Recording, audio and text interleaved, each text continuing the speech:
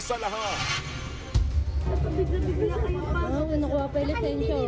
to, kuya. Sasakyan ng pulis at pampasaherong bus nagkit-kitan sa EDSA busway. Git ng mga pasahero, pulis ang may mali. Sir, nagmamadali po kami. Abala kayo. Ang viral video umabot na sa PNP chief. Ito pang isang pulis. Sa pulsa video ang pananakit, ang buong detalye. Abangan maya-maya lang. Magandang hapon, Pilipinas. Kasama ang buong puwersa ng News 5. Ito ang Frontline Pilipinas Weekend. May ginhawang parating. Pinakamalaking rollback sa presyo ng petrolyo magmula ng pumutok ang gyera sa Middle East ipatutupad ngayong linggo. Kada litro ng diesel matatapyasan ng 24 pesos. Ayuda na nauwi sa trahedya. Rider patay habang nakapila para makuha sana ang ayuda. Pamumula ng mata sa gitna ng mainit na panahon, paanong maiiwasan?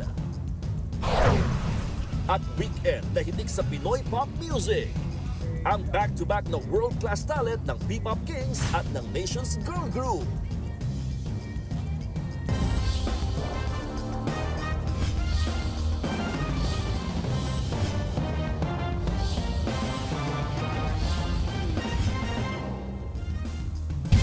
Pinatatawag ng Napolcom ang viral na pulis na nakagitgita ng bus sa Quezon City.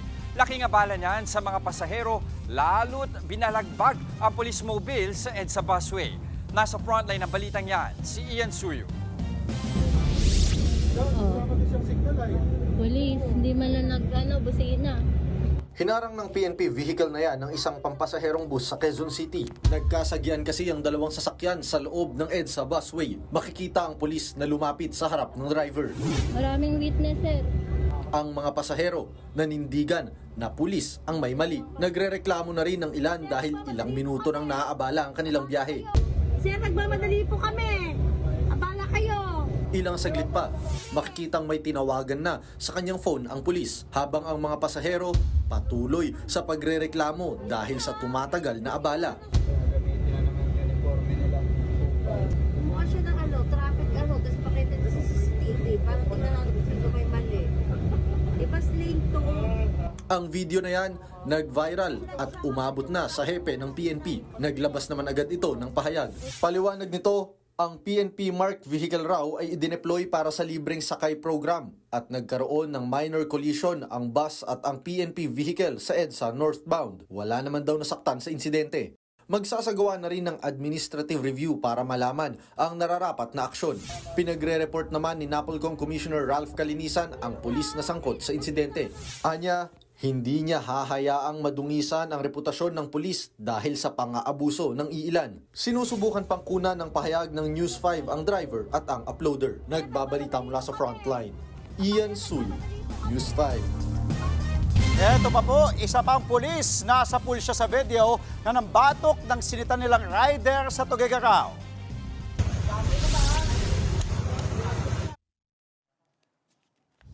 Tinatayo ng rider na yan ang kanyang motor na sumalpok sa tricycle. Nangyari ang banggaan dahil tinakbuhan ng rider ang checkpoint kaya siya hinabol ng mga pulis. Nang maabutan, doon na nga nangyari ang pambabatok. Base sa investigasyon ng Tuguegarao Police, hindi pala ito ang unang beses na nanakit ang kanilang tauhan. Kamakailan lang daw ay nanapak siya ng motoristang nasangkot sa disgrasya. Naninindigan ang Tuguegarao Police na hindi nila ito kukonsentihin. Sinibak na sa pwesto ang naturang pulis habang gumugulong ang investigasyon. Ngayong linggo ay patutupad ang pinakamalaking rollback mula nang sumiklab ang gyera sa Middle East. Pumalo sa 24 pesos kada litro ang ibabawas sa presyo ng diesel. Live mula sa Mandaluyong, nasa frontline ng balitang yan, si Ian Suyo. Ian, so magkano magiging presyo ng krudo pagpatak ng Martes?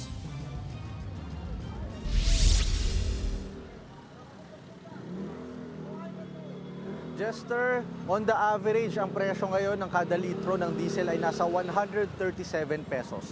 At kung may patutupad na yung big time rollback na yan, posibleng bumaba sa 113 pesos na ang kada litro ng diesel. Presyo ng langis. Mismong si Pangulong Bongbong Marcos na ang nag-anunsyo. Asahan ang mas malaking rollback ngayong Martes, April 21. 24 pesos and 94 centavos ang tapyas sa kada litro ng diesel. Sa gasolina, 3 pesos and 41 centavos ang bawas kada litro. 2 pesos naman per liter sa kerosene. Ito na ang pangalawang sunod na rollback mula nang magkasunod-sunod ang oil price hike dahil sa giyera sa Middle East. Mas malaki yan kumpara noong nakaraang linggo. Kaya paalala ni PBBM sa gas companies, ipatupad ang bawas singil ng buo at walang pagkaantala. At malinaw ang ibig sabihin nito para sa ating lahat. May ginhawang parating. At sa ating mga oil company, malinaw naman ang aking panawagan. Ipatupad ninyo ang rollback ng buo, tama at walang pagkaantala. Ibigay ninyo sa taong bayan ang dapat naman na nasa kanila. Kung babasehan ang presyohan ng Department of Energy, naglalaro ang presyo ng diesel sa 105 hanggang 137 pesos. Kung maipatutupad ang naturang rollback, naglalaro na lang ang presyo ng diesel sa 81 hanggang 113 pesos. Kung sa gasolina naman na nasa 83 hanggang 107 pesos ngayon, posibleng bumabayan sa 79 hanggang 103 pesos. Habang ang kerosene nasa 146 hanggang 163 pesos ang pagbaba.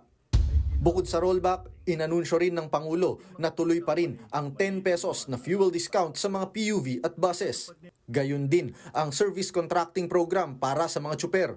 Target ng DOTR maipasok ang nasa 19,000 na mga tsuper ng jeepney, bus at UV Express sa kanilang programa ngayong linggo sa kabila ng mababang turnout noong mga nakaraang araw.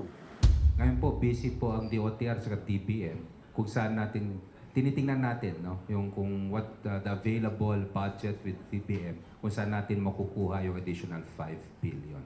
But definitely po, once we roll out this 5 billion additional budget, mas mapapalawak po natin yung coverage ng ating net service contracting. Mas may sasama pa natin yung mga ibang ruta. Samantala, para mapanatiling abot kaya ang presyo ng pagkain sa gitna ng krisis sa langis, ipinag-utos din ng palasyo na gawing libre ang toll fee ng mga food delivery vehicles. Dahil dyan ay makakatipid ng nasa 600 hanggang 1,800 pesos ang classes 1 to 3 vehicles na sakop nito. Tatagal ng isang buwan ang programa, pero pwedeng i-extend depende sa magiging sitwasyon sa presyo ng langis.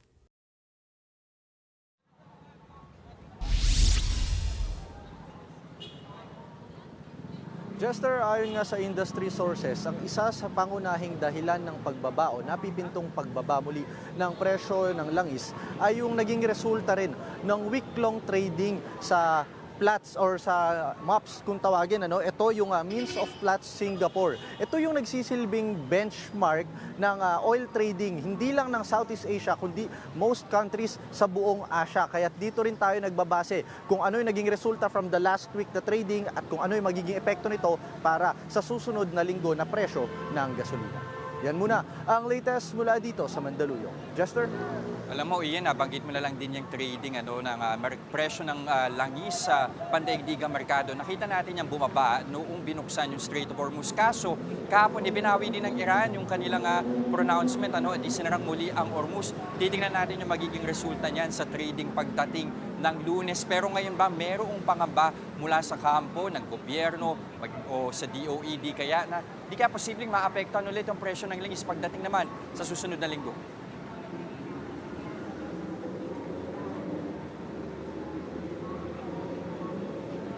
Actually, Jester, yan yung aantabayanan pa natin sa ngayon.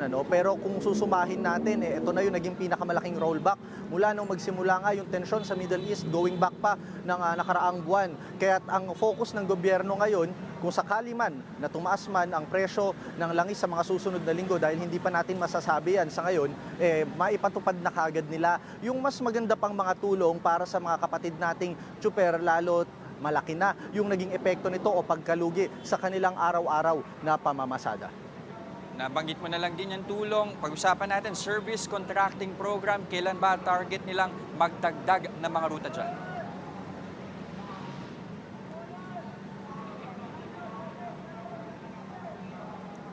Sa isang panayam kay Secretary Giovanni Lopez ng DOTR, nauna niya nang sinabi na medyo naging mababa nga daw yung turnout nung first week nitong target na implementation nila. Kaya ang target nila ngayon paabutin daw ng 19,000 yung dami ng mga tsuper na may enroll para dito sa service contracting na to. At target din daw nila na makakuha pa ng karagdagan na 5 billion pesos na additional budget para mas madagdagan daw in effect yung mga ruta na makocover nitong programang ito at mas marami rin yung mga tsuper na matutulungan.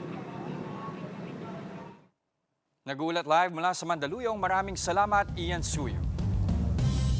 Namatay ang isang rider habang nakapila sa bigayan ng ayuda sa Quezon City, habang ang ilan tinitiis ang init para sa 5,000 pisong tulong. At live mula po sa Makati City kung saan meron ding bigayan ng ayuda, nasa frontline ng balitang yan, si Rainiel Pawid. Rainiel, kamusta ang mga nakapilang rider dyan?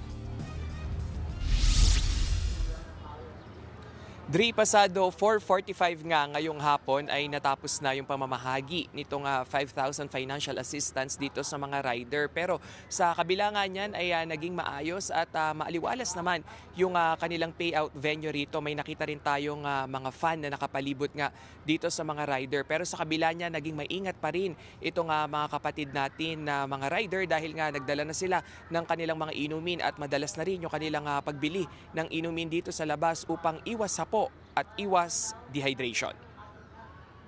Tulong-tulong pang nire-revive ng mga lalaking ito ang kasamahan nilang rider sa Quezon Memorial Circle kahapon. Kalagitnaan kasi ng pila para sa special payout ng ayuda mula sa DSWD, hinimatay ang rider. Ilang minuto rin nilang sinubukang i-CPR ang lalaki hanggang sa dalhin na ito sa ospital. Pero hindi na siya umabot doon ng buhay. 44 anyos ang nasawing rider at residente ng Pasig. Hindi pa malinaw ang eksaktong kinamatay niya pero base sa monitoring ng Pag-asa, 38 degrees Celsius ang heat index o damang init sa Quezon City kahapon. Agad nakiramay ang DSWD sa naulilang pamilya ng rider.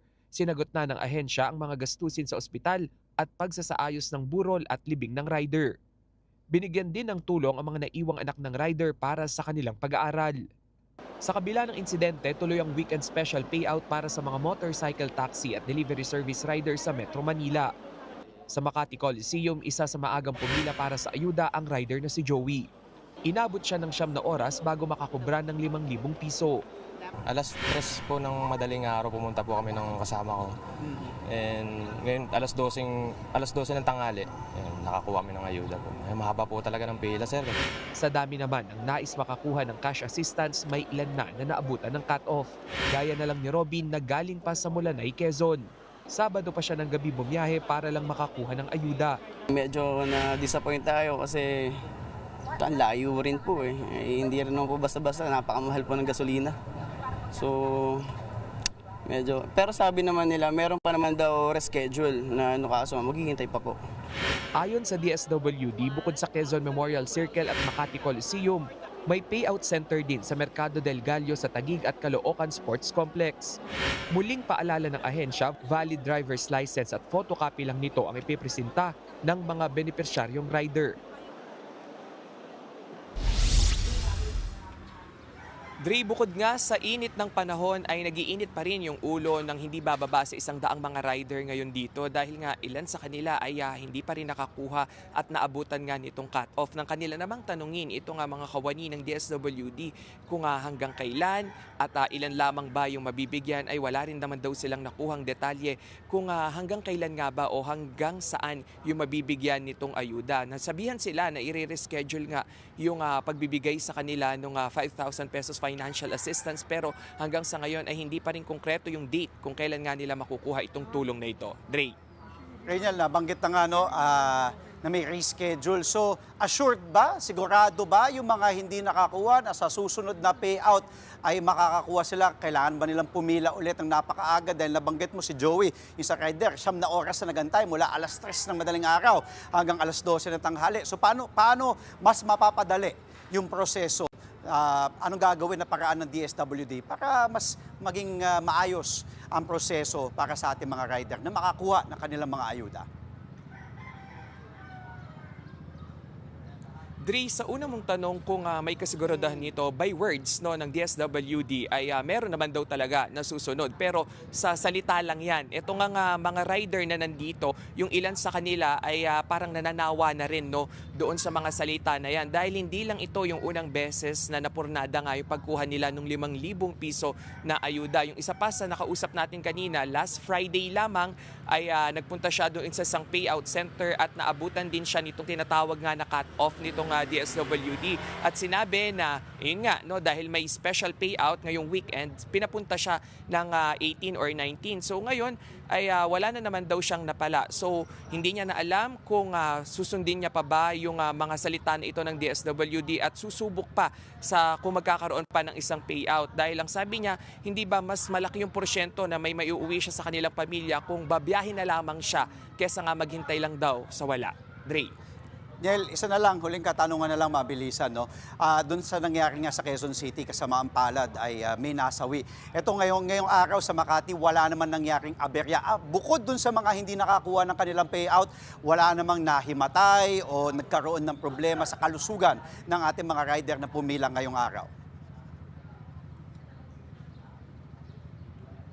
Good thing, Dre, no? Dito nga ay open area din naman ito at nagdagdag sila ng mas maraming fan. So nung binisita natin kanina yung payout area, hindi bababa sa 10 yung mga misting fan na nakapalibot doon sa mga rider. Pero sa kabila niyan, Dre, nung pagitan ng 1 p.m. to 3 p.m. ay ramdam na ramdam yung init dahil sumisingaw nga yung alinsangan dito sa konkreto, no? At yung ilan sa kanila ay nakaramdam ng sakit ng ulo at pagkahilo pero nagpatuloy pa rin sa pagpila para nga makuha pa rin yung kanilang ayuda. Dre.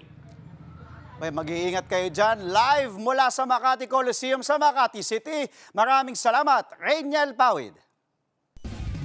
Muli na namang nagkaroon ng bahagyang pagsabog ang bulkang Mayon sa Albay.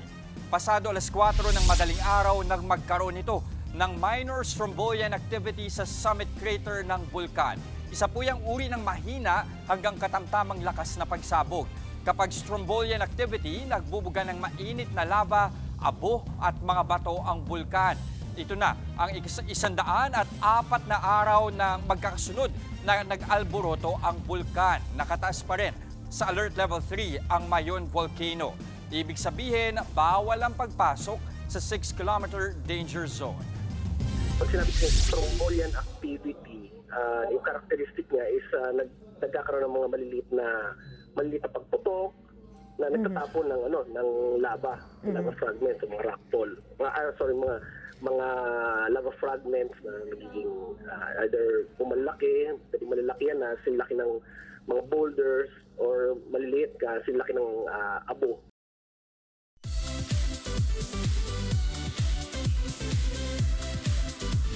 Paparating na ang bagong era ng Cup of Joe. Maglalabas daw sila ng bagong album at naghahanda na rin para sa kanilang concert. Nasa frontline ng balita niyan si entertainment correspondent Von Belinario. Aarangkada na ang Cup of Joe for another major concert. Sila ang first Filipino act na magpe-perform sa Philippine Sports Stadium. Asahan daw ng mga jowa ang all-out na kantahan with basaan kaya mag-ready na ang fans. Halos sold out na rin ang event. Dahil dito, paano hinahandle ng grupo ang pressure to keep up with their own success? Nakaka-proud siya kasi it's really a dream come true for us. And we feel like it's not only an event that is meant to magnify our music, but OPM as a whole. Halos isang buwan na lang ang nasabing concert kaya kahit abala sa iba't ibang gigs tulad ng mini concert nila sa beachfront sa La Union, todo na rin ang kanilang paghahanda sa Cup of Joe Fest. Ngayon po, very polished na yung pre-production structure-wise. Buo na po siya. Ang Sandali Concert ang magsisilbing take-off para sa new era ng grupo dahil i-release din nila soon ang bago nilang EP na may mga bagong kanta. This new generation of songs, I guess, is a collection of our past experiences, challenges we've been through, either musically or emotionally. It's gonna be way better, bigger, louder, and uplifting, and refreshingly real. Sa mga jowa abroad, abangan din ang Cup of Joe sa kanilang upcoming international shows sa Amerika at iba pang bansa. Nakilala ang Cup of Joe sa hit songs nilang Multo, Tingin, Estranghero at marami pang iba. Nagbabalita mula sa Frontline, Von Belinario, News 5. Susunod sa Pulsa Video ang pagnanakaw sa isang karinderya sa Puerto Princesa City. Kitang-kita ang malikot na kamay ng sospek. Mainit na panahon, nagdudulot nga ba ng pamumula ng mata? At babuhay ang P-pop, Bini at SB19 parehong trending sa pagpapakita ng husay at galing ng talentong Pinoy. Bagong girl group na Sonara, ipinakilala na rin. Lahat ng yan sa pagbabalik ng Frontline Pilipinas Weekend. Mga kapatid, Jess De Los Santos po ang inyong kasangga sa paghahatid ng balita para sa may alam at may pakialam. Para sa tuloy-tuloy na makabuluhang balitaan, mag-follow at mag-subscribe na sa social media pages ng News 5. Malikot ang kamay at kitang dinakot ang tigi 1,000 pisong kita ng karinderya sa Puerto Princesa. Sa Pulsa Video ang pagnanakaw na yan. Nasa frontline ng balitang yan si Gary De Leon. Pasado alas 4 ng hapon sa Barangay San Pedro sa Puerto Princesa City. Dumaan ang isang rider. Maya-maya umatras siya, pumarada at pumunta sa karinderya. Sa unang tingin tila naghahanap ng bibiling ulam si kuya. Pero bigla niyang inusog ang isang estante. Sa isa pang kuha ng CCTV, kitang-kita ang malikot na kamay ng sospek.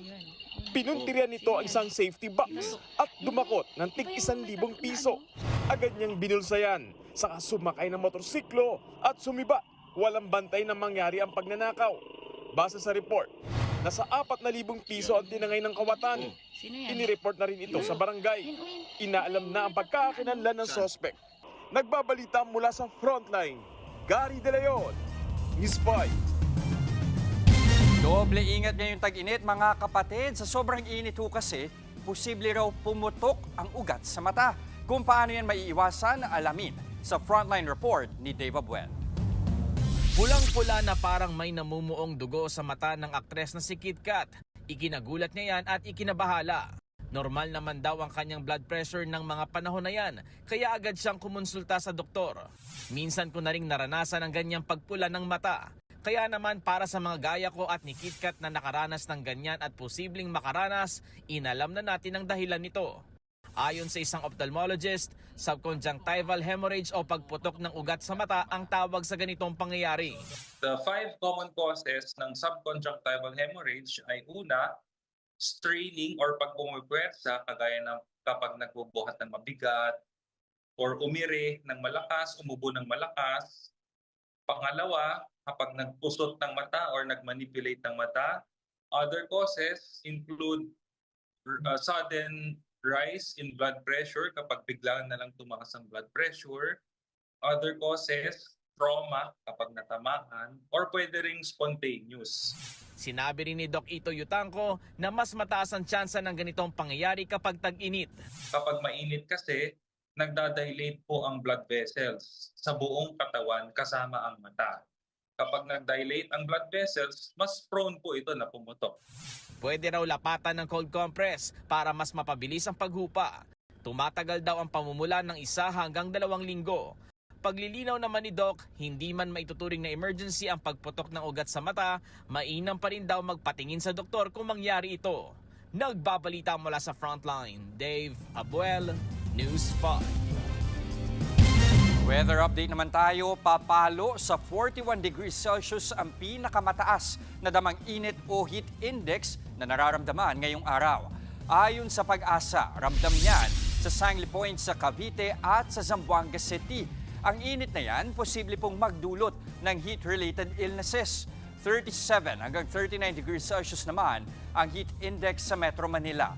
69 na lugar sa bansa ang isinailalim sa extreme caution level dahil naglalaro sa 33 hanggang 41 degrees Celsius ang heat index. Bukas, inaasahang papalo sa 42 degrees Celsius ang damang init sa Sangli Point sa Cavite.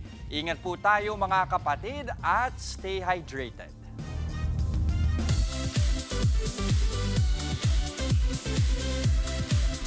Biggest solo concert in P-pop history. Ganyan inilarawan ng 18s ang trilogy concert finale ng SB19 kagabi sa Parañaque. Pang world class ang performances at talaga namang hinigitan nila ang sagad na. Nasa frontline na balitang yan si entertainment correspondent Von Belinario. Opening pa lang, may fireworks agad.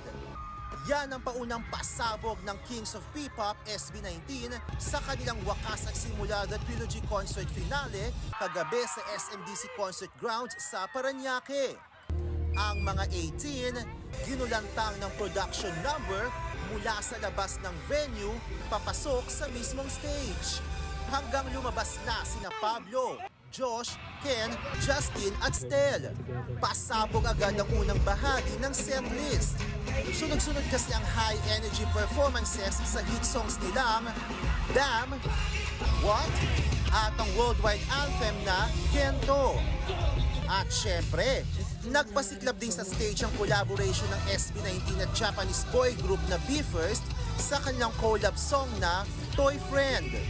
At eto na nga, ipinakilala na rin ang P-pop artist na minamanage ng SB19 under Onesie Entertainment.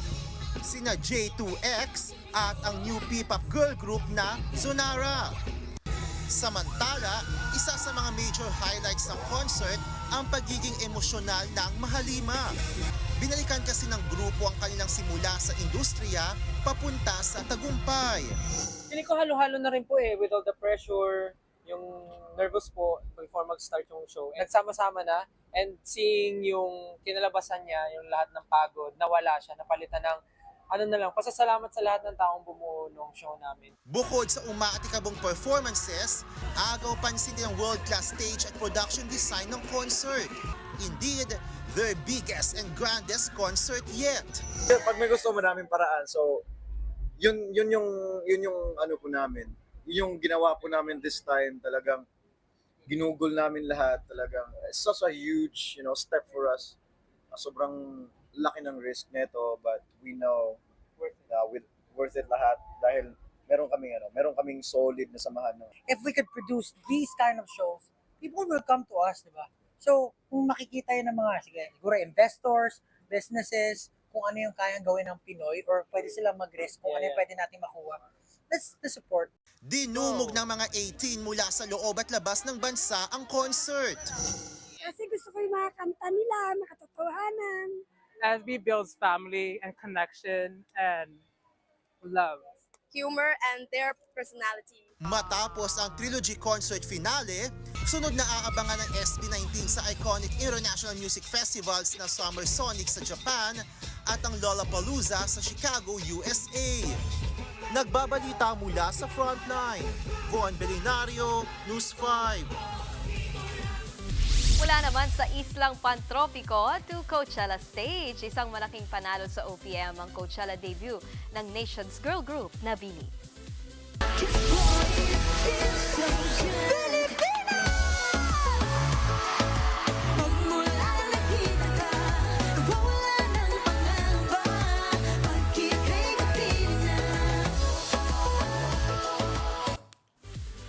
Mag-move on sa ipinakitang performance ng grupo kahapon sa Weekend 2 ng Coachella. Sa dulo ng kanilang set, ibinidalang naman ng BINI ang ating bandila sa LED ng Mojave Stage.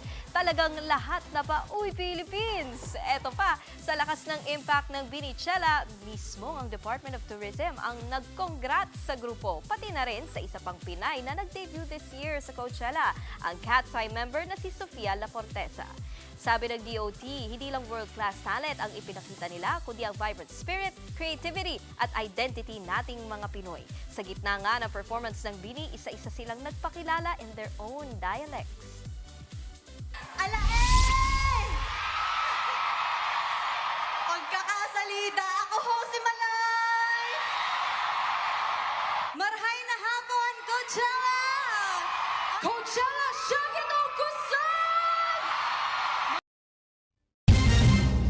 Susunod, mga karnaper na aksidente habang tinutugis ng mga pulis. At mga child star na sumalang sa Cinebata Workshop, bakit na-amaze daw? Huwag po kayong bibitiw mga kapatid. Magbabalik ang Frontline Pilipinas Weekend. Mga kapatid, Nikki de Guzman po. Para sa mga impormasyong dapat ninyong malaman, mag-follow at mag-subscribe na sa social media pages ng News 5.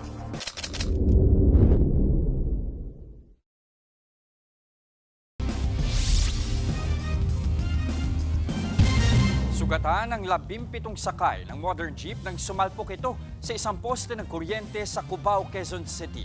Kita sa CCTV na bigla na lang sumulpot ang sasakyan at bumangga sa poste. Sa lakas ng impact, nasira rin ang isang traffic light sa lugar. Wasak na wasak din ang harap ng modern jeep. Sa inisyal na impormasyon, 3 sa mga sugatan ang nabalian. Karamihan naman ay nagkagalos sa katawan. Dinala na sila sa ospital. Ayon sa mga otoridad, posibleng nakaidlip ang driver kaya bumangga sa poste ang modern jeep. Posible siyang maharap sa reklamong reckless imprudence resulting in damage to property and multiple injuries. Tinow na ang modern jeep.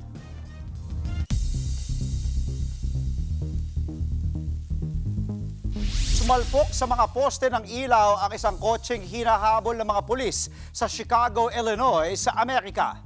Nawalan na ng kontrol ang driver matapos nitong humarurot kaya inararo ang mga poste. Sa lakas po ng impact, wasak na wasak ang harapan at gilid ng kotse.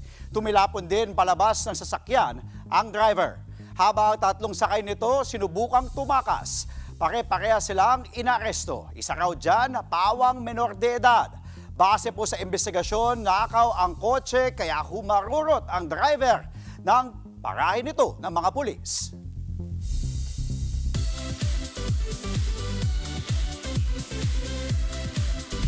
Nasubukan ang creativity ng ilang child stars sa video workshop ng Cinebata. Sumabak nga dyan sina Ryrie at Stan Ray ng inaabangang kapatid serye na My Best Friend Eman.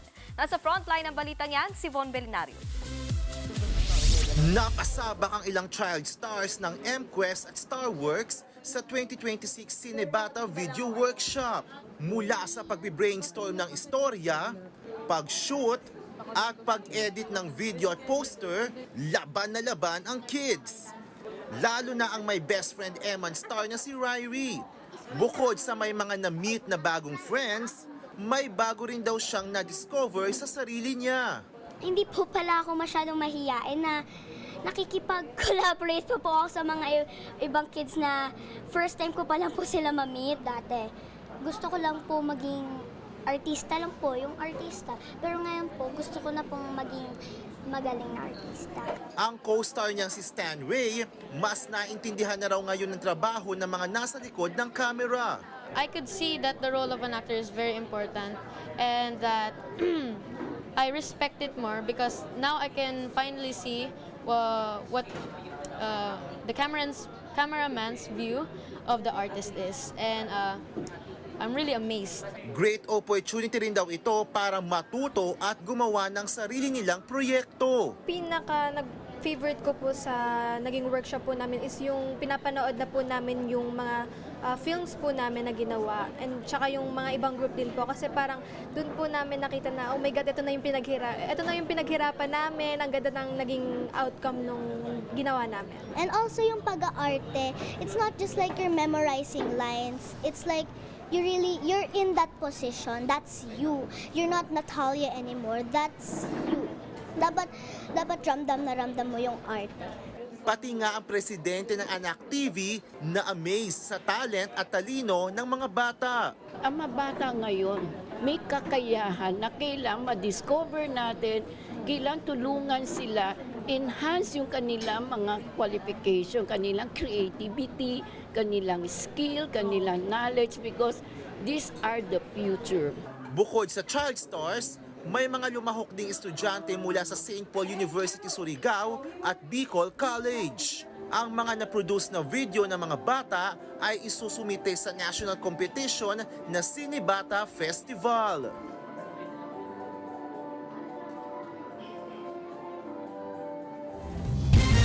Susunod, batang natutulog habang nagpapagupit ang ama na salpok na kotse.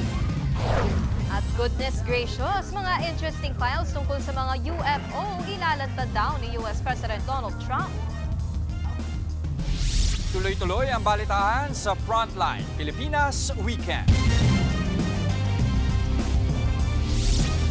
Mga kapatid, Andre Felix po, iba na ang may alam at may pakialam sa panahon ngayon. Para po sa tuloy-tuloy na balitaan sa Frontline kahit weekend, mag-follow at mag-subscribe na sa social media pages ng News 5.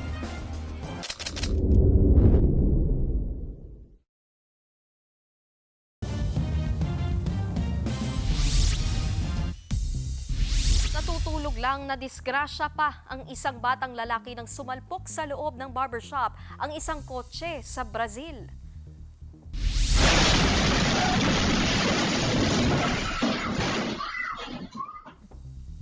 Umulaga na lang ang sasakyan habang nakahiga sa sofa ang 4 years old na lalaki. At sa bilis nga na pangyayari, pumailalim ang biktima sa kotse. Mabuti na lang nakuha agad siya ng kanyang ama. Nagka-minor injuries ang bata habang ang babaeng driver ng kotse ay agad na aresto. Napag-alamang wala siyang valid driver's license. At bukod dyan, may arrest warrant din siya dahil sa hindi pagsusustento sa kanyang anak. Wanted sa Amerika ang isa nating kababayan dahil sa pang-aabuso umano sa mga menor de edad.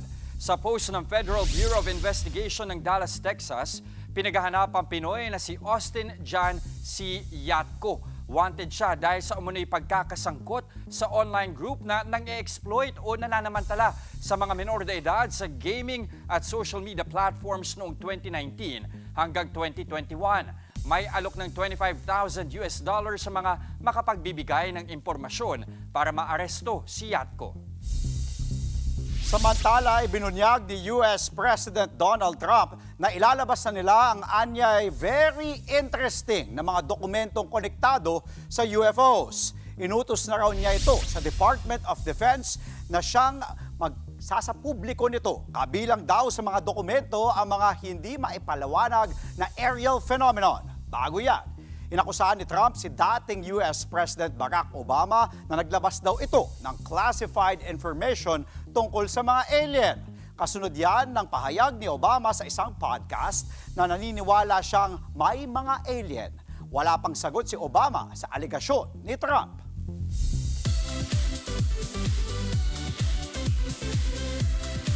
Dinumog ng fans ang pinakaunang mall show ng A Secret in Prague. Kasama sina kapatid stars Enrique Hill at Andrea Brillantes.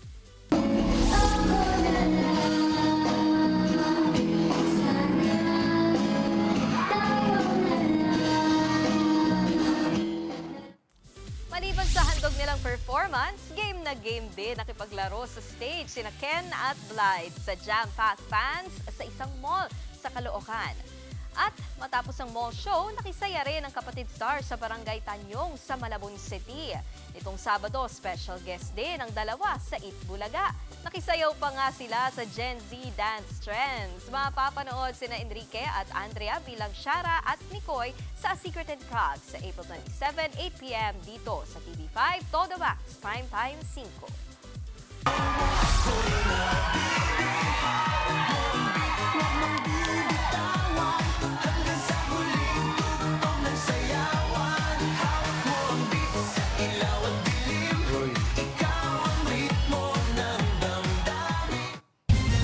Susunod, wave pool sa Bulacan. Ano, tara? Tuloy-tuloy ang balitaan sa Frontline Pilipinas Weekend. Mga kapatid, Jess De Los Santos po ang inyong kasangga sa paghahatid ng balita para sa may alam at may pakialam. Para sa tuloy-tuloy na makabuluhang balitaan, mag-follow at mag-subscribe na sa social media pages ng News 5.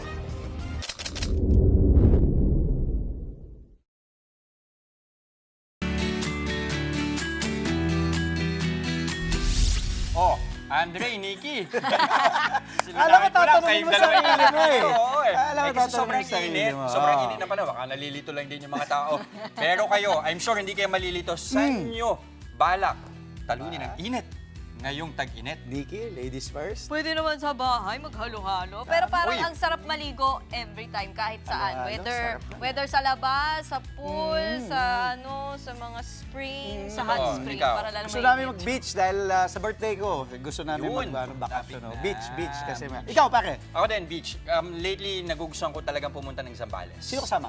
Mga kaibigan, syempre. Minsan solo, okay lang din. O, sa mga kapatid natin Hindi ako naniniwala. ng wave pool at paddle boats. Oy. Aba, meron yan sa isang water park sa Bulacan. Silipin natin yan sa report ng Bulacan ating na to. weekend buddy na si Monty Lopez. Palamig mode muna tayo mga kapatid sa isang malupit na water park dito sa Bustos, Bulacan. Happy Summer na! Welcome to Kennedy Wonderland! Box office, sa dami ng tao ang public pool. Parang fiesta sa saya. Pwede mag-paddle boat at kids, pati mga feeling bata. Game na game. At ang pinakainabangan na lahat, ang wave pool. Plus may dance number pa ang mga attendants. Weekend vibes talaga. 10 minutes na ang wave, kaya sabay-sabay ang sigaw ng mga guests ng...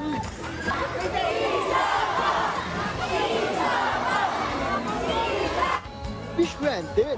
Wave na naman mga kapatid. Hindi lang yan. May iba't ibang pools din na may biblical names gaya ng Jordan, Noah's Ark. At para sa mga bagets, may Makeda Cave Pool. Samantalang sa adults, may Mount Sinai naman. Lahat ng pangalan, inspired sa Biblia.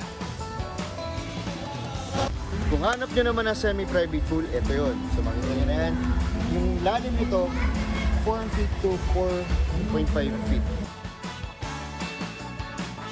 Napakasaya, napakaganda nitong resort nato. Enjoy yung mga bata. At kung nauhaw ka na sa init, may cafe din sila.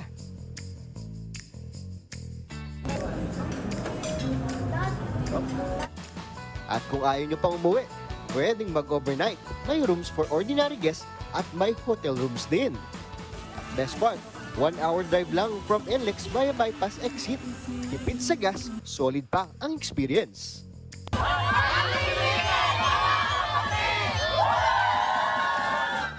Monty Lopez, News 5.